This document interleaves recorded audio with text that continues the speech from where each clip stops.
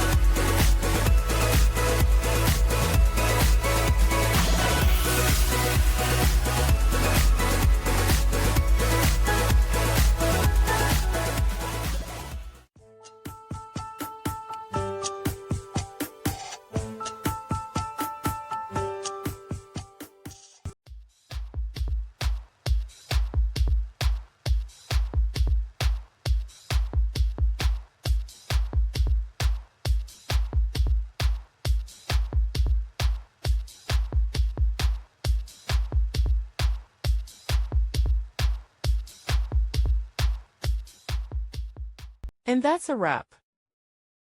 I hope you found the answer you were looking for. If you did, take a second to hit that subscribe button. It really helps out. And let me know in the comments which solution worked best for you. See you next time in the debug zone.